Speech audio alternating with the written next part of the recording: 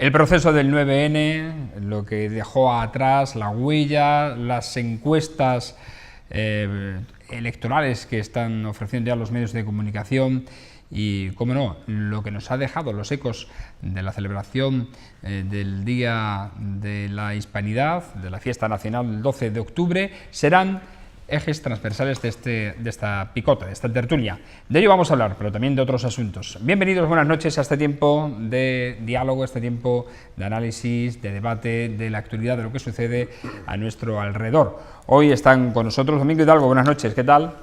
Paz y bien, muy buenas a todos. Antonio Vélez, buenas noches. Hola, buenas noches. Y Juan Viera, buenas noches, ¿qué tal? Hola, buenas noches. Bien. Bueno, vamos a comenzar hablando por lo más cercano. Ayer ya le adelantábamos precisamente esa noticia que el alcalde Antonio Rodríguez Osuna, el alcalde de Mérida, ofrecía en una comparecencia acerca de los trabajadores que fueron despedidos en el año 2013 por el anterior gobierno, el gobierno de Pedro Acedo, tras llegar 8 de las sentencias del Tribunal Superior de Justicia en la que habría la posibilidad de readmitir a estos trabajadores, indemnizarlos o continuar el procedimiento ante el Supremo. El Ayuntamiento ha optado por readmitirlos. Esperan otras 14 sentencias más y que estos trabajadores se incorporen a la plantilla del consistorio emeritense. Esta readmisión tendrá un cálculo, un coste de unos 500.000 euros, según dijo el alcalde ayer. Los trabajadores también van a renunciar a parte del dinero que le correspondía, entre ellos pues los días de vacaciones, los 75 días de vacaciones que le correspondían, o las indemnizaciones también. El ayuntamiento, mejor dicho, la delegada de Hacienda, hablaba de que no existía justificación para despedir a estos trabajadores porque no se ha producido el ahorro, ya que, dice, la deuda municipal asciende en la actualidad a 75 millones de euros, ni sobraban porque se han suplido con otros técnicos. También hablaba sobre una empresa, un bufete, que es el que ha llevado estos casos, que ha perdido, según el alcalde, todos estos litigios y que ha facturado al Ayuntamiento de Mérida pues más de 200.000 euros en estos 4 años, en esta legislatura. Tú que fuiste además concejal en la pasada legislatura, ¿cómo viviste este tema de los despidos y cómo ves ahora la decisión que ha adoptado el Ayuntamiento de reincorporarlos o readmitirlos? Pues, lo vivimos con verdadera inquietud y sobre todo con extrañeza y con disgusto, ¿no? Porque realmente una ciudad como Mérida, que crece desde los últimos 30 años de casi el 50% de su población original y que mantiene más población que la que aparece censada, pues lógicamente en la competencia con otras ciudades o en el juego de ofertar servicios a la ciudadanía, pues tiene que dar una medida que otras quizás la han tenido resuelta con las diputaciones, que han creado, al final se configuraron como centros urbanos, como estructuras institucionales urbanas en Badajoz, en Cáceres, en algunos casos de una manera un tanto descarada, ¿no?, sobre el papel original, que significaba que el modelo jacobino, el modelo de la restauración. En consecuencia, bueno, antes de la restauración, desde la división provincial de Javier de Burgos. Pero realmente la cuestión esta concreta, a mí personalmente me parece pues algo que es justo lo que ha hecho Osuna, me parece muy acertado y sobre todo de justicia laboral, social, porque el propio Tribunal Superior de Justicia da la razón, pero los despidos eran improcedentes. Otra cuestión es cómo se hacen los despidos y cómo en un gabinete determinado de carácter jurídico laboral, pues cuesta la broma 200 y pico mil euros. En fin, yo creo que ese concepto de revisionismo, de revisar los hechos, las acciones, las determinaciones políticas, no pueden obviarse.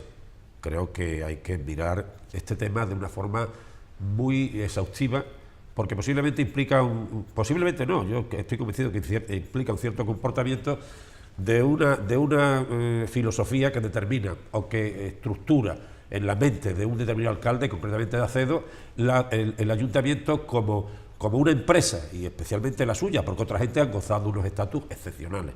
Es decir, el talante, la justicia, el equilibrio, la relación entre la ciudadanía y su órgano, en el caso local, el ayuntamiento, la corporación local, el concejo, pues debe tener otras combas, otros juegos.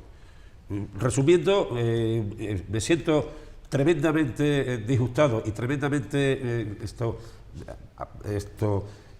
apenado, irritado por lo que se produjo en aquel momento, y me siento muy satisfecho porque se pretenda establecer una reparación de daños, especialmente porque Mérida no es una empresa del ayuntamiento, Mérida es un conjunto, es un común, es un espacio de convivencia ciudadana y de relación de intervenciones, de esfuerzos compartidos y de redistribución, de fiscalidad, redistribución. Hay muchos elementos ahí en el medio, muchísimos.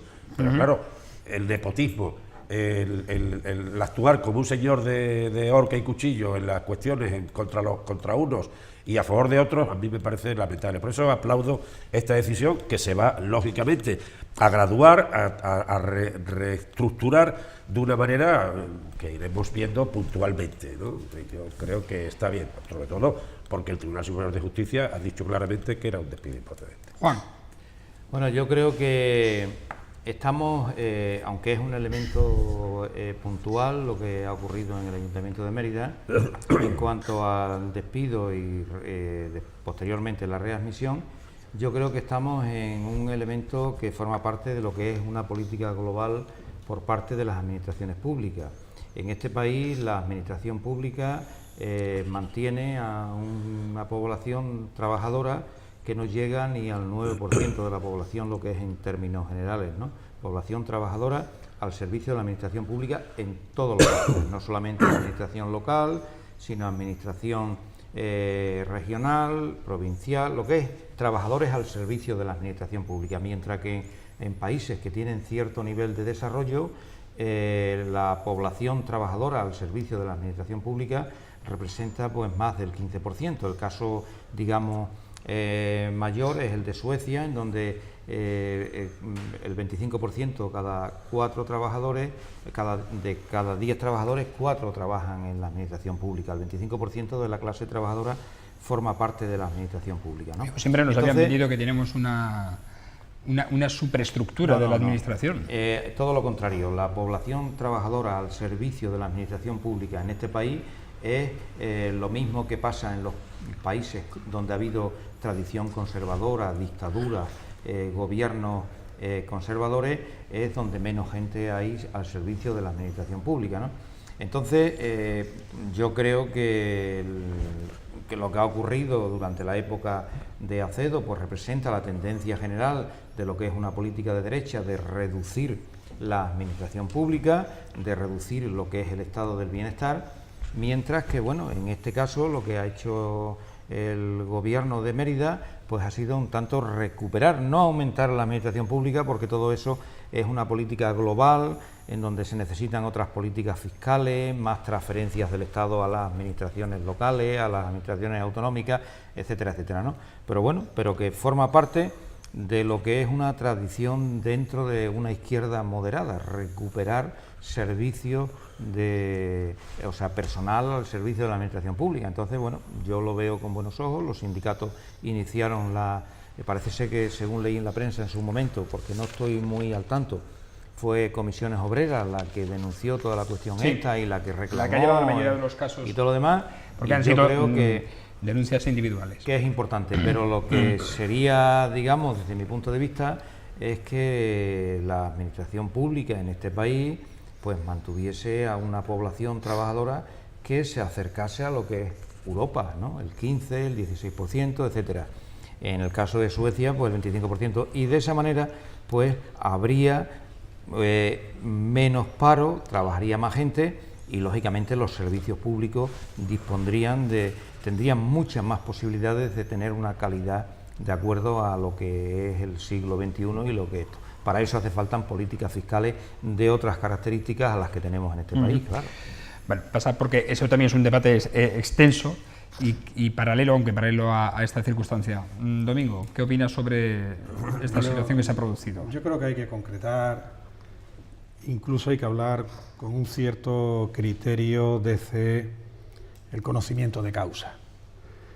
Vamos a ver, en esta nación, ya entro inmediatamente después en el particular de Mérida, pero en esta nación, en la nación española, en la actualidad hay aproximadamente unos 17 millones de personas trabajando por cuenta ajena, creo que son algo menos, de los cuales 3,5 millones, es decir, supera con creces el 15% y el 12%, son empleados públicos. Ese nombre que genéricamente, cuyo nombre están incluidos funcionarios de carrera, que se llama de toda la vida, personal laboral fijo, interinos, en fin, de diferentes maneras de trabajar para la administración pública. Por eso ahora se les llama empleados públicos, ya no se les llaman funcionarios, porque los funcionarios son una parte de los empleados públicos en las diferentes administraciones que tiene la nación española. Dicho esto, 3,5 millones de personas para 17, el 10% serían 1.700.000, estamos hablando del 20% actualmente. Si hay algo que sobra en esta nación y en el empleo, es el empleo público. ¿Por qué? Porque significa más gasto público. Ahora bien, siguiendo contigo, Juan, si te parece oportuno, lo que podemos hacer es, a los 5 millones de parados, los vamos a hacer a todos empleados públicos. Eso no es ningún problema. Los entramos por la jeta en la administración y todos a trabajar. Y problema solucionado, el del paro.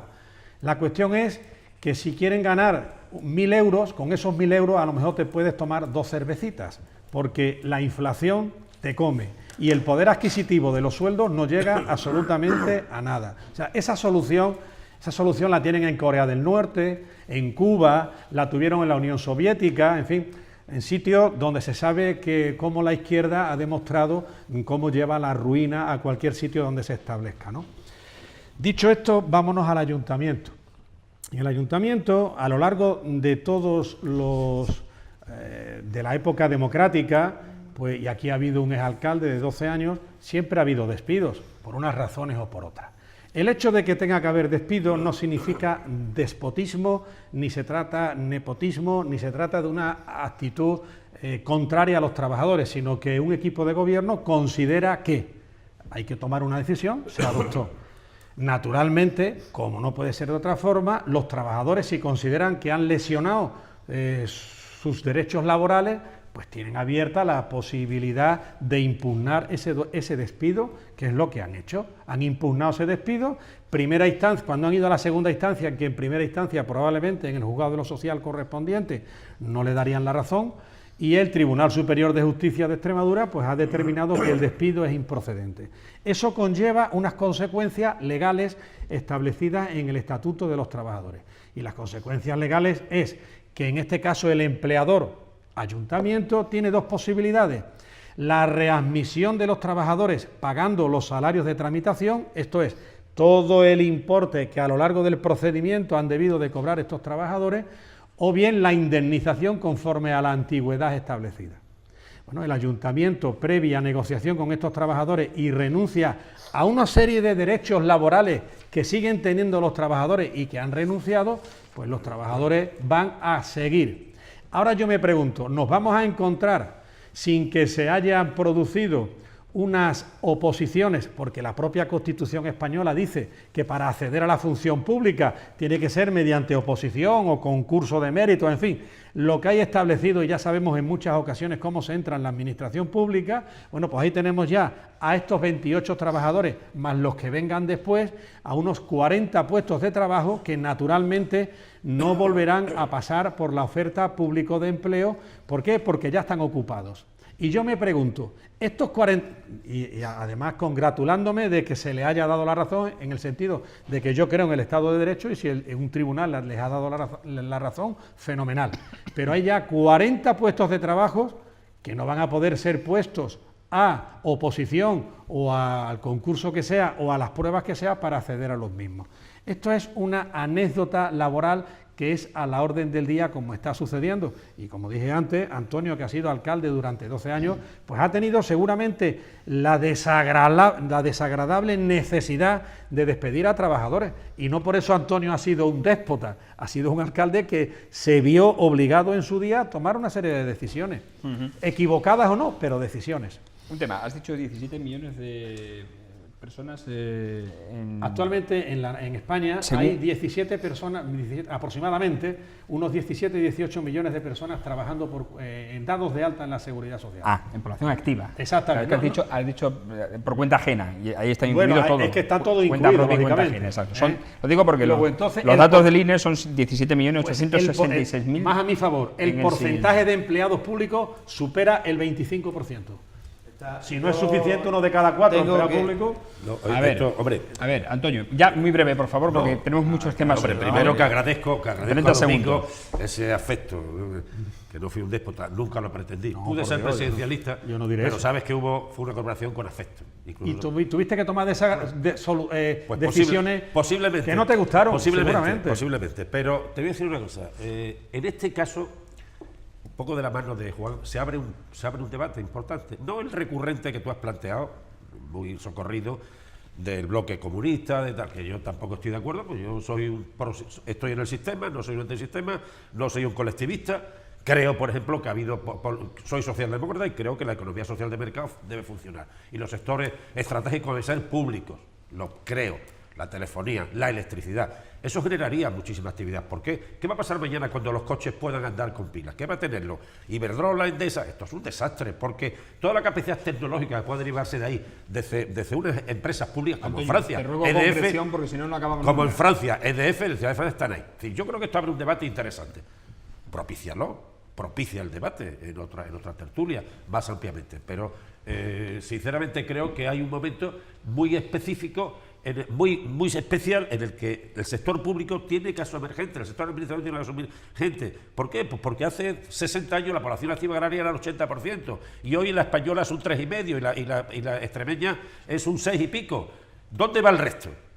Claro, el sector servicios sanitarios, educativos, energéticos está ahí. Yo creo que este es un tema muy importante, pero en el caso concreto de Mérida, yo sí reafirmo lo que dije.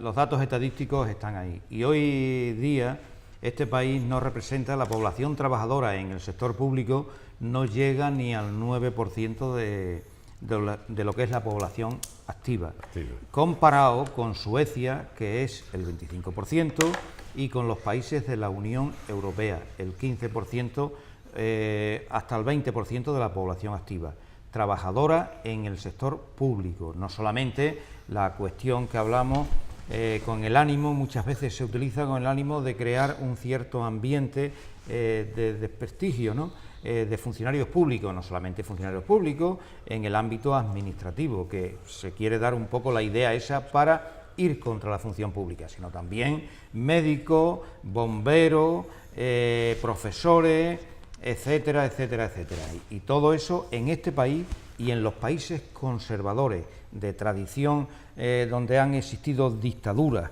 y donde los gobiernos han sido gobiernos de derecha, en donde el Estado no se ha desarrollado en todos esos ámbitos, lo que es el estado del bienestar, el número de trabajadores en el empleo público, en las actividades de carácter público, es muy minoritario comparado con otros países en donde ha habido un desarrollo democrático mucho antes que en este país, donde el estado del bienestar se ha desarrollado más ampliamente y en donde, como en los casos de Suecia, los países nórdicos, la población trabajadora en el ámbito público pues supera llega al 25% de lo que es la población activa. Eso no tiene nada que ver con, como había dicho Antonio, con el comportamiento de países de tradición dentro de lo que ha sido el bloque comunista, como Cuba, lo otro. ¿Quieres apostillar algo o nos vamos al siguiente tema? No, yo creo que está... Pues venga, vamos al siguiente tema porque tenemos que hablar de los ecos que nos ha dejado la celebración de la fiesta nacional del Día de la Hispanidad, 12 de octubre, porque ahí han entrado a través de las redes sociales no solo ciertos personajes públicos, sino también políticos. Por ejemplo, la alcaldesa de Barcelona, Ada Colau, y José María González Kichi, que es el alcalde de Cádiz, que tachan de genocidio y vergüenza los actos del 12 de octubre.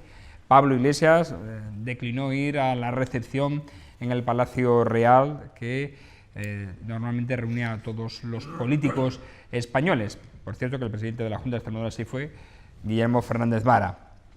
El PP, que les responde que a Colau y a Kichi, que son unos catetos, por entender así la fiesta nacional. Después viene la otra parte, los actores. Hay dos actores que también han dicho palabras muy fuertes, de las que ya les adelantamos ayer, como Willy Toledo, en la que bueno, prácticamente se defecaba en todo lo que significaba el 12 de octubre y todo lo que significó el descubrimiento de América. Y otro también que no dejó títere con cabeza fue otro actor español, que ahora no tengo el nombre, pero se lo diré en cuanto lo tengamos. En cualquier caso, fiesta nacional pasada por la polémica. Domingo, empezamos por ti, porque supongo que aquí tendrás que decir. Pues en primer lugar, me parece lamentable... Carlos Bardén, ahora me he acordado. Carlos Bardén ha sido el otro actor.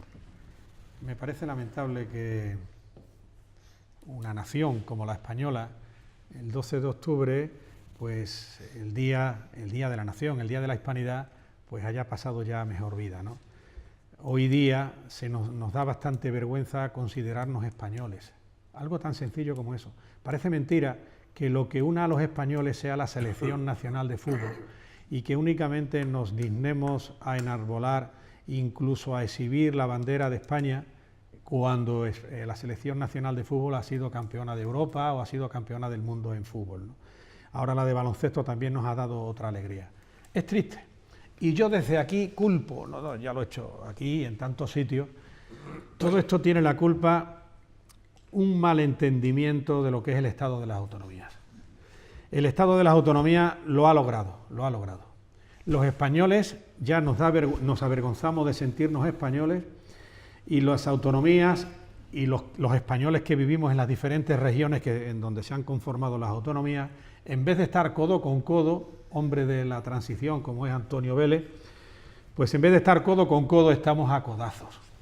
Hasta ese punto hemos llegado, porque si hay algo de lo que se enorgullece y de algo de lo que alguien se siente pletórico, ahora por ejemplo en el mundo del fútbol, otra vez el Mérida parece que nos está dando alegrías, aunque hayamos perdido este domingo pasado. Pues bien, la gente va con sus bufandas del equipo de fútbol, el que es del Barcelona cuando va al Campo Nuevo, pues también, los del Mérida, los del Imperio, los del Badajoz, cada uno saca su simbología. Sin embargo, la simbología nacional, la española, está proscrita, y está proscrita de una manera hartamente equivocada, porque a lo largo de una serie de años se identificó como con una tendencia política cuando la bandera de España viene de Carlos III. O sea, ya hace siglos que la bandera de España está ahí, ¿no? ¿Qué es lo que sucede? Que bueno, hay cierta izquierda antisistema. Cuando digo antisistema es que quiere imponer de nuevo un muro de Berlín, un sistema marxista y un sistema en el que no se respeten los derechos y libertades de las personas y que está por encima del sistema que la persona. Hay una cierta izquierda muy vapuleada por importantísimos medios de comunicación, porque en el fondo piensan como ellos, en la cual no respeta ni por asomo un sistema democrático. No puede asimilar la división de poderes, no puede admitir que pueda haber un legislativo por un lado, un ejecutivo por otro y que también haya un judicial por otro, sino solamente un sistema en el cual el sistema está por encima y les da exactamente igual. Entonces, realmente tienen un apoyo tremendo, porque a mí no se me ocurrirá decir que me cago en el 10 de diciembre, en la fiesta de la Mártir y en el ayuntamiento y en todos los alcaldes. Sería una barbaridad que alguien que no fuera de izquierda dijera eso. Oye, no una barbaridad, sería, vamos, tremendo. Sin embargo, lo dice alguien de la izquierda, y si es antisistema, y si es de ultraizquierda, incluso se le aplaude. Se le dice, hombre, son sus cosas. Y pasa igual que con el feminismo. ¿Cuántas veces se han metido con mujeres del espectro político que no es la izquierda y no hay ningún tipo de problema? Y sin embargo, me acuerdo del alcalde de Valladolid que dijo una barbaridad sobre las mujeres, inmediatamente se le tiraron a degüello. Quiero decir, yo creo que la ley del embudo no vale para nada.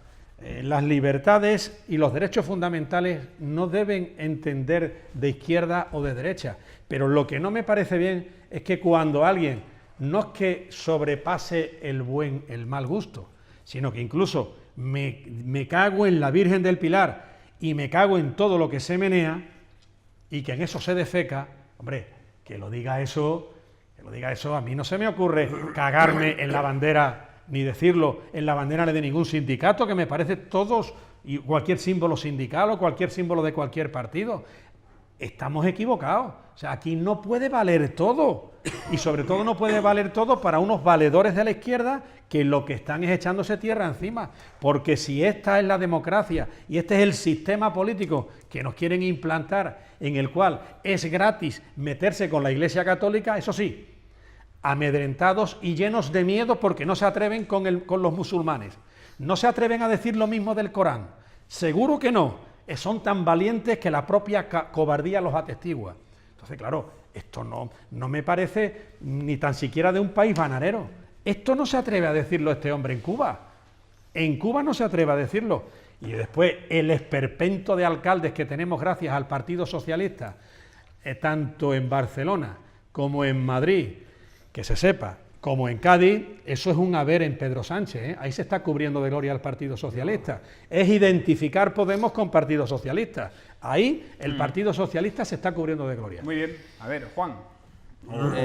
Bueno, yo no quiero decir que esté de acuerdo. Hay personas que tenemos concejales del Partido Popular que cada 2 por 3 pues están diciendo verdaderas barbaridades, como uno el otro día en el Senado, en el Congreso, que salió hablando de las personas que aún están trabajando por recuperar a sus familiares que están por ahí perdidos, los restos de estos familiares y todo lo demás, con verdaderas barbaridades y todo lo demás. No se trata de echarnos las culpas unos a otros. Lo que sí habría que hacer en este país es un debate serio sobre por qué la bandera española no se acepta de manera popular, de manera que se pite al himno y bueno, y no tampoco hay que salir huyendo el debate como han salido huyendo algunos cuando han salido en La Sexta, en la televisión, ¿no? Entonces hay que pensar una serie de cosas. En primer lugar, la bandera española y la marcha real las impuso la dictadura, vienen de la tradición de la dictadura. Eso, quieras que no, produce un rechazo popular muy importante, porque hay gente que asimila eso a lo que fue la época franquista. En la transición, por parte de los diferentes partidos políticos, trató de asimilarse eso. Yo recuerdo cuando desde el Partido Comunista se decía que la gente tenía que llevar la bandera española y todo lo demás. Sin embargo, eso fue difícil que se aceptase por mucha gente. Entonces, esa simbología que viene de la dictadura franquista, pues buena parte de la sociedad española todavía no lo acepta porque tiene unas raíces y tiene un origen dictatorial, con un intento de golpe de Estado que duró 3 años, que produjo una guerra civil, y todo eso tenemos que pensarlo y analizarlo, y eso hay que tenerlo en cuenta dentro de lo que es la vida, de lo que es el momento actual en el que vivimos. En cuanto a el asunto de las autonomías, yo vuelvo a insistir en que en este país pues existen realidades nacionales, existen naciones como pueden ser Cataluña, el País Vasco, Galicia, que tienen unas características propias, diferentes, y que en definitiva era un estado, vivimos en un estado plurinacional en donde hay que respetar todo ese tipo de cosas, y que por el gobierno que tenemos, y en algunos casos anteriormente hemos tenido, pues ha habido un desprecio absoluto hacia esas cosas, y son esa forma de gobernar y esa forma de interpretar esas realidades nacionales, esas características propias de esas zonas de este país, son las que están conduciendo a que cada vez haya una tendencia hacia la independencia, en que la gente dice, bueno, yo dentro de este Estado no puedo vivir, yo aquí no quiero vivir. Entonces tenemos que pensar todas esas cosas, y que tampoco podemos trasladar al ámbito general los comportamientos, las declaraciones de algunas personas, como puede ser Willy Toledo, aunque haya cuestiones en las que estemos de acuerdo con él, o en las que yo personalmente esté de acuerdo, pues tampoco se pueden expresar de esa manera, porque hay que respetar otras opiniones y todo lo demás. Y en cuanto a la división en cuanto a la división de poderes, lo que está claro que el ordenamiento jurídico de este país pues sigue la tradición franquista y está anclada en la dictadura, y la prueba la tenemos al día con lo que está pasando de los casos de Rato, que se mete a la secretaria, o se persigue a una persona que roba en un supermercado y ese es condenado, mientras otros están en la calle, etcétera, etcétera. Lo que está pasando con el concejal de Ahora Madrid, que ha hecho unas declaraciones en relación a alguna persona relacionada con ETA, no recuerdo exactamente lo que es, y sin embargo otras personas, como he dicho antes, cuando condenan, cuando hacen ataques directos, como se hizo contra Pilar Majón, que es lo que más me viene a la cabeza ahora, que es lo que mejor recuerdo, sin embargo, pues el ordenamiento jurídico pasa por encima. O sea, lo que está claro que en este país es necesario una reformulación de todo lo que es el entramado político, el entramado jurídico y todo lo demás, porque tiene una tradición franquista que persiste y está ahí delante de nosotros, y es la que funciona. Antonio, bueno, sobre los comentarios, nos vamos, seguimos un poquito al tema.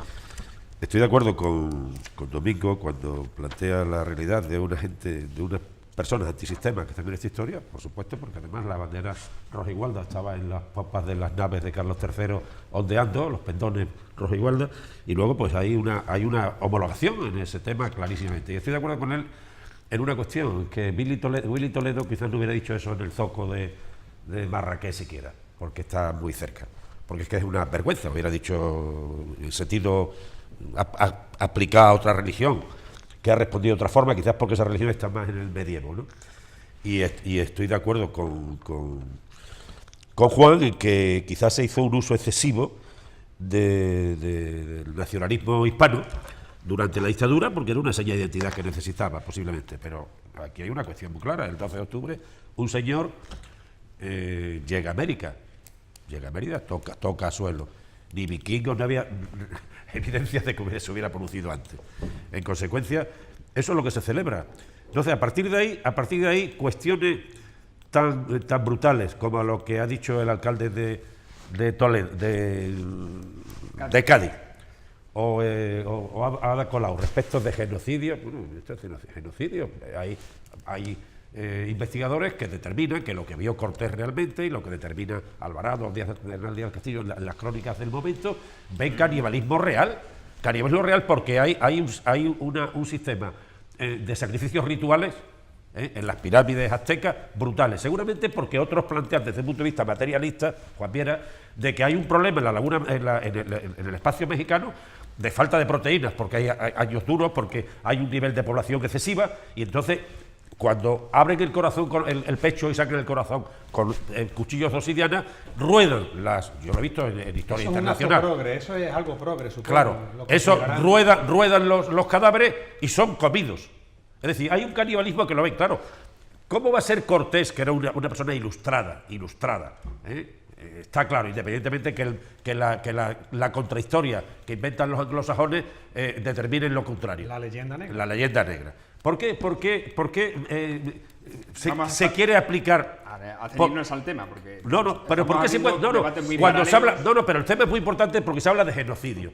Oiga usted, genocidio, ¿realmente eran conscientes los extremeños o los castellanos o los manchegos que están en América de que estaban rompiendo un modelo? ¿O eran conscientes, como vemos en la película de La Misión, que los portugueses en la zona de Brasil rompen un modelo? No, porque hay otros condicionantes, igual que cuando los vikingos llegan a Sevilla van con una idea de saqueo, o cuando Europa está con una inquisición durante tiempo, o cuando Hitler... Pues es que eso, la humanidad no es justa y benéfica, como dice la Constitución del 12, la PEPA, la humanidad es...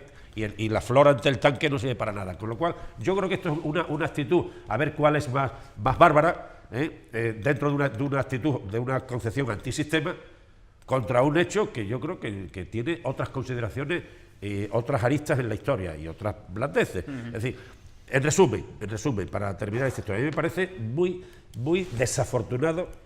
Personalmente es rechazable de todo punto, porque solamente se da esta situación porque ha habido una crisis entre grandes partidos, como bien decía Juan, y ha podido salir aflorar una gente que eran típicamente antisistema.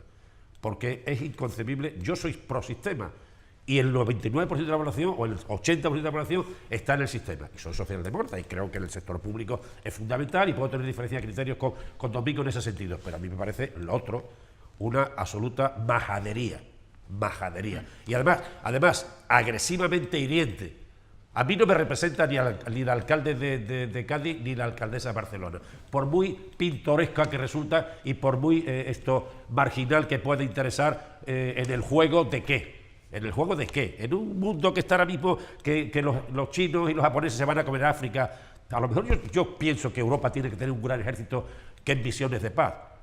Los romanos decían con mucho más inteligencia que esta especie de esperpento que estamos viendo, vis pacem para bellum. Si quieres la paz, prepara la guerra. Para la guerra. Es decir, ¿qué está pasando? ¿Por qué una descolonización tardía o temprana en África está creando lo que está creando? ¿Por qué los chinos y los japoneses están detrás de los biodiéseles y de las grandes tierras de cultivo? De eso hay que hablar, y no de esta chorrada de la ocurrencia del alcalde de Cádiz y la alcaldesa de Barcelona, que están compitiendo a ver quién dice más estupideces. Yo leo a Tomás Piketty, La economía del siglo XXI, que implementa las teorías de Marx, y es el bestseller, el gran economista francés, y no es un antisistema, y es un libro de cabecera de Podemos, pero digo una cosa, es verdad que no es aceptable que el sector financiero, el sector especulativo, implique más capacidad de movimientos de capitales que el sector productivo.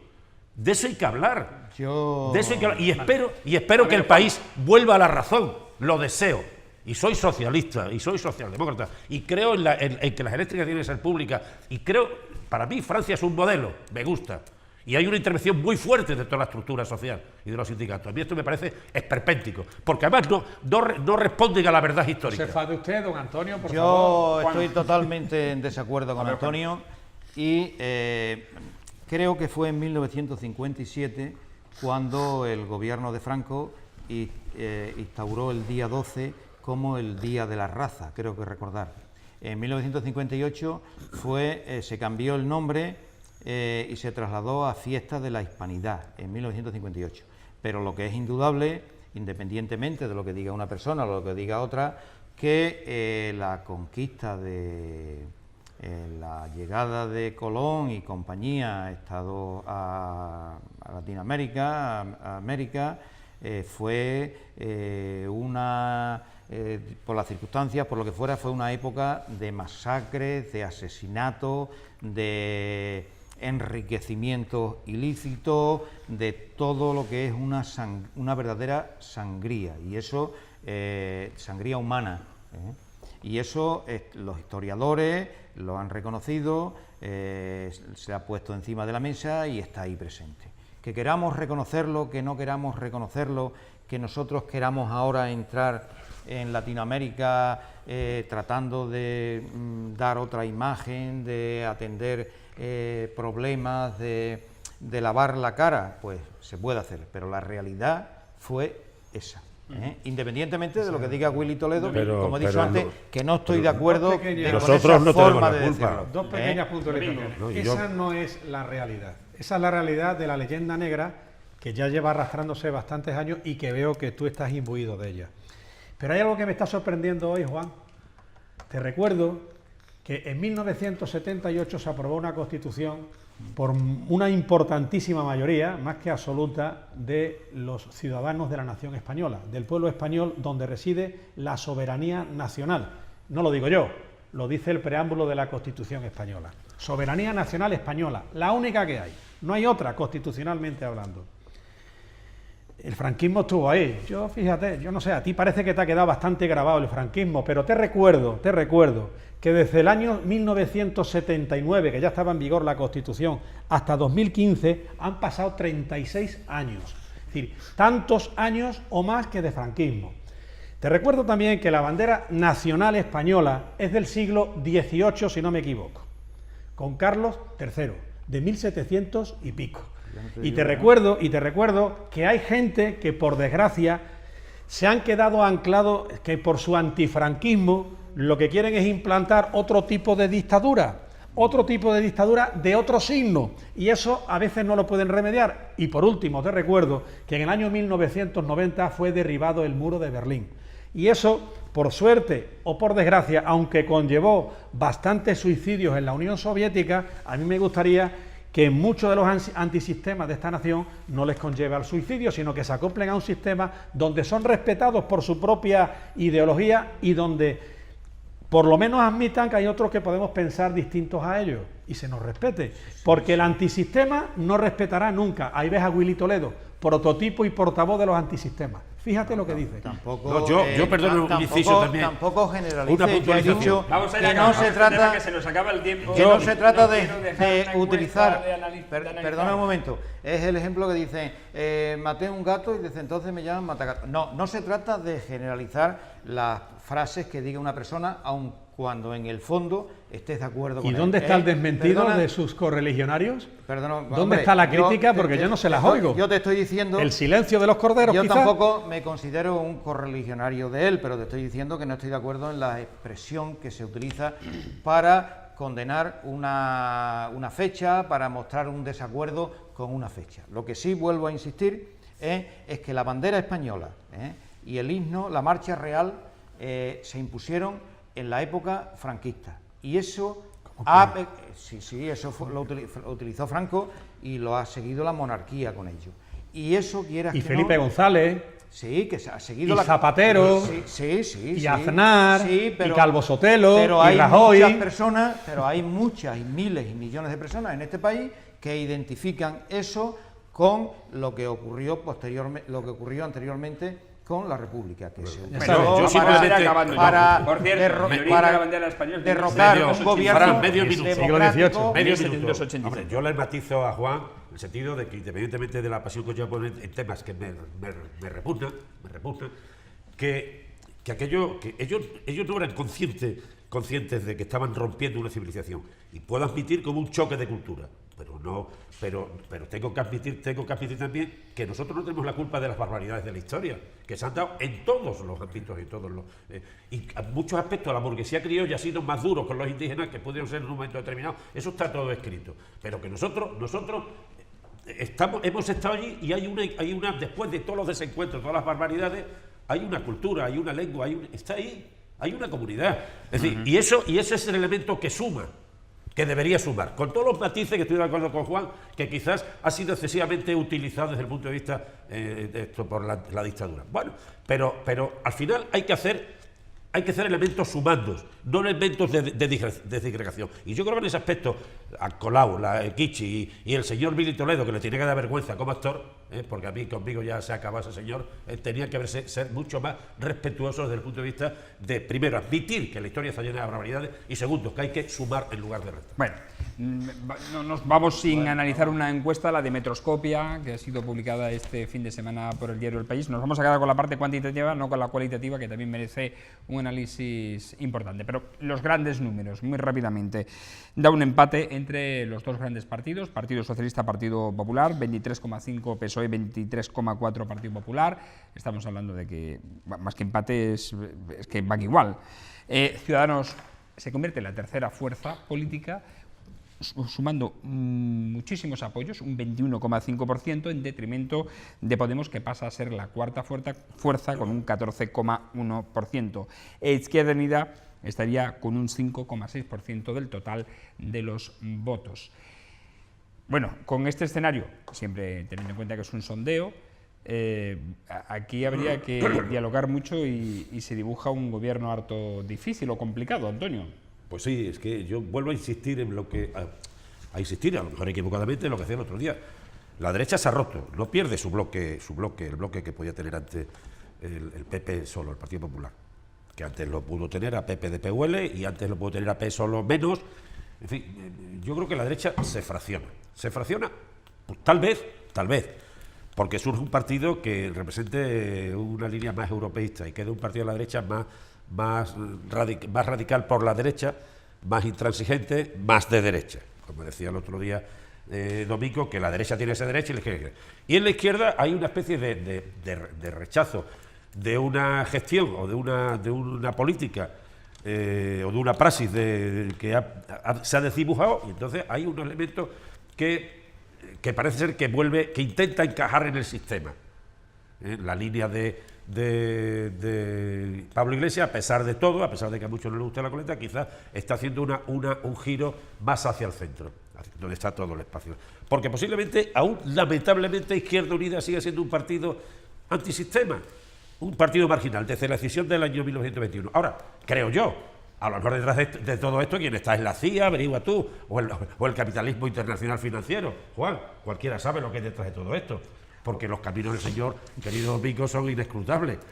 Yo creo sinceramente que el electorado, que no es antisistema, se va a reacomodar en un nuevo modelo. Sobre todo porque hay un pasaje que es el que ha roto todo, la corrupción, la dichosa corrupción, y los planteamientos nepotistas, y los planteamientos imperativos, y los planteamientos superprofesionalizados en la política. A lo mejor, pero podía funcionar un sistema como funciona en Francia o en Alemania con un bipartidismo y con alas complementarias en un momento determinado, con elementos de acompañamiento puntual. Es decir, un centro, una izquierda y un partido liberal intermedio o un partido verde. En fin, pues, ¿qué pasará? Pues no lo sé. Yo a mí me gustaría que el PSOE subiera más, porque sigo pensando que el PSOE debe ser la columna vertebradora del centro izquierda, del centro izquierda. Pues con Pedro Sánchez... Bueno, yo no estoy jugando a Pedro Sánchez ahora, yo digo lo que a mí me gustaría. Es el secretario general. Que el PSOE representara... número 1 por Madrid y candidato a la presidencia del gobierno de la nación, nada más. De acuerdo. A mí me gustaría que el PSOE representara ese papel, pero me gustaría que el PSOE dijera que hay cuestiones como la energía, las comunicaciones, que son públicas y punto. Cualquiera habla en Francia de privatizar EDF, electricidad de Francia, que lo potenció Charles de Gaulle, un general nada sospechoso de ser revolucionario, marxista. A ver, Juan. Sí, yo, ¿en tu opinión? Utilizando las palabras de Antonio del capitalismo internacional o algo así que has dicho, lo que sí está claro que el Fondo Monetario Internacional hoy día, la Unión Europea, controla la Unión Europea a través del Bundesbank y controlan las políticas que hacen en este país, en Europa, en la mayoría de los países, en Grecia, en Portugal, etcétera, partidos que están al servicio de los intereses y que tienen un carácter pues totalmente capitalista, por mucho socialdemócratas, de derecha, de izquierda, que se llamen. Eso en términos generales. En términos más concretos, vuelvo a repetir lo mismo que dije el otro día. Yo pienso que en este país las elecciones las va a ganar el Partido Socialista, porque la gente va a votar a lo menos malo. El Partido Popular no va a ganar las elecciones, no puede ganarlas porque los casos de corrupción están destrozando están haciendo que su electorado, que una parte importante del electorado, pues se vaya y busque otras opciones políticas. Y sobre estas dos fuerzas nuevas, que como es puede más ser interesante, quizá. Ciudadanos, que es un partido sin una tradición ocupa una parte muy importante, porque sumado PP y Ciudadanos fue lo que dio la victoria en el año 2011 a Mariano Rajoy. Es decir, prácticamente Ciudadanos recoge lo que pierde el PP. Claro, la tradición, o sea, el electorado más, digamos, menos radical del Partido Popular, pues busca su opción que Ciudadanos, por eso, pues es un partido que no tiene la memoria, que tiene gente joven, que tiene unas ideas... y que no ha gobernado. Y que no ha gobernado, aunque en el fondo las ideas, pues en algunos casos son más de derecha que hasta el propio Partido Popular. Pero bueno, lo del Partido Popular ya es que ha llegado un momento en el que es un partido que se tiene que que se está descomponiendo, está en un periodo de descomposición total. Esto tendría una lectura muy interesante después en escaños, porque hay estudios que si se me dicen permite, que... incluso podría hablar. Ahora. Te voy a dar la me gustaría terminar con Podemos. Pero digo que esto tendría una lectura interesante del escaño, porque al parecer todo aquel que no esté por encima del 16% pierde escaños, bueno, por un tubo. Fran, es que quiero terminar con el asunto de Podemos. Podemos está en decadencia y cada vez irá perdiendo más votos. Y la actitud de su líder es una actitud que está mostrando, pues es un símbolo de esa decadencia. Solamente hay que verlo en una cuestión muy importante. El otro día estaba viendo La Sexta, creo que fue en La Sexta, en donde salían los diferentes líderes. Pedro Sánchez decía que estaba dispuesto a debatir con todo el mundo, me daba igual cualquiera, hablo con quien sea. Albert Rivera, el de Ciudadanos, decía exactamente lo mismo, hablo con quien sea, debato con quien sea. Rajoy, en periodo de descomposición y de decadencia, según sus portavoces, debatiría solo con Pedro Sánchez. Y Pablo Iglesias debatiría no con todo el mundo, sino debatiría con Pedro Sánchez, con el otro, con Albert Rivera y con Rajoy, solamente con 4. Eso, desde mi punto de vista, no es lo que se planteaba ni lo que quería Podemos en un principio, en cuanto a que se ha alejado muchísimo desde tal. prácticamente su acta fundacional. Eso políticamente queda muy lejos de Ciudadanos y del PSOE. Puedes hablar todo lo que quieras. Bueno, todo lo que quieras no, pero mucho tiempo. Muchas gracias por la deferencia de dejarme hablar, moderador. Vamos a ver. No te he dejado hablar, te he dejado para que remates lo último. Que sigo dando las gracias. Te has hablado mucho, coño. Hombre, sobre todo no estaba ya acostumbrado a la contrarréplica. Bien, dicho esto, no confundamos encuestas y porcentaje de votos con escaños. No lo confundamos. Lo he dicho antes. No lo confundamos. Segundo, seamos realistas. Aquí, en la nación española, electoralmente es todos contra el PP. Ahora, del mismo modo que a nivel religioso todo vale contra la Iglesia, ahora vale todo contra el PP. PP no ha hecho muchas cosas erróneas, evidentemente, pero ahora, Juan, que me digas que la corrupción viene del PP, mira, yo te voy a admitir solamente una pequeña cuestión, a título dialéctico. Los auténticos maestros de la corrupción en esta nación han sido, por este orden, Partido Socialista, Convergencia y Unión, y te admito que ha habido unos alumnos que en algunos casos están empezando a igualar cuando menos a sus maestros, que son en algunos casos del PP. Pero solamente un pequeño matiz, te digo. Los asuntos de corrupción del Partido Popular bien se encargan todos y cada uno de los medios de comunicación de jalearlos. Lo que no ocurre con los asuntos de corrupción de la izquierda ni de Convergencia, de Pujol concretamente. Y eso es un dato objetivo. Mira, la vergüenza que ha ocurrido con los ERES en Andalucía, eso prácticamente no es noticia en medios de comunicación nacional. No digamos ya en el oasis andaluz, donde pasa lo que pasa con las televisiones públicas. Y yo lo único que pido es algo que desgraciadamente lo pone el artículo 14 de la Constitución, igualdad, y que se den el mismo tratamiento informativo a todos los hechos. Y que el PP desde luego no está limpio de pecado, ya lo creo.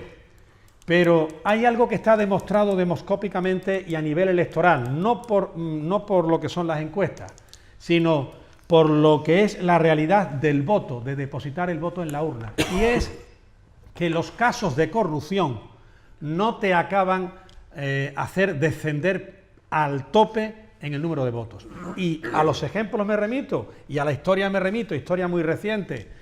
Caso Juan Guerra, ganó las elecciones Felipe González. Caso Juan Guerra, año 93. Si queremos, en el caso de Zapatero. ¿O es que el escándalo de las gasolineras de José Blanco de Pepiño influyó en algo en las elecciones? Entonces, hombre, que yo entiendo que hay quien no puede ver al Partido Popular. Pues mira, yo te digo que el Partido Popular ha cometido enormes errores. Madrid. Y así todo te digo, mira, el Partido Popular va a ganar las próximas elecciones. Otra cosa es que se quiera crear un frente popular, hay que decirlo abiertamente, que todo vale contra el PP y a cualquier precio, esperemos que democrático, no gobierne bajo ningún concepto el Partido Popular a pesar de ganar las elecciones. Porque aquí o el Partido Popular gana por mayoría absoluta o que se le quite de la cabeza por desgobernar. Y a las pruebas también me remito. ¿Y cuál sería el sector en tu opinión?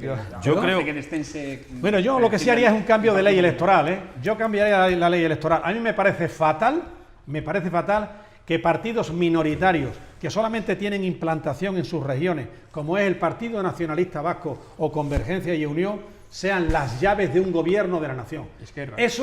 Eso me parece vergonzoso. Y eso es una asignatura pendiente que las dos ruedas de la democracia, de la bicicleta de la democracia, que son PSOE y PP, lo han permitido durante todos estos años. La derecha inventa vacunas.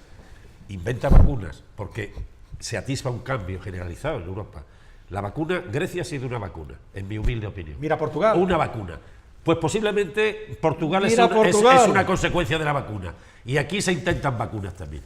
Bueno, tiempo al tiempo. Nos vamos, señores, y vamos a tener tiempo para hablar de muchos sondeos y de muchas fotos fijas que están realizando. No me has contestado a cuáles serían las circunstancias que han hecho que baje el Partido Popular, porque si no es la corrupción, ¿cuáles serían, en tu opinión? En general, el Partido Popular ha bajado, o dicen las encuestas que bajan, entre otras cosas, porque no ha hecho uso del poder, porque está lleno de maricomplejines, de gente que le da complejo, que les da complejo decir que no son de izquierda. Tenemos que hablarlo Lo de maricomplejines tenemos que hablarlo.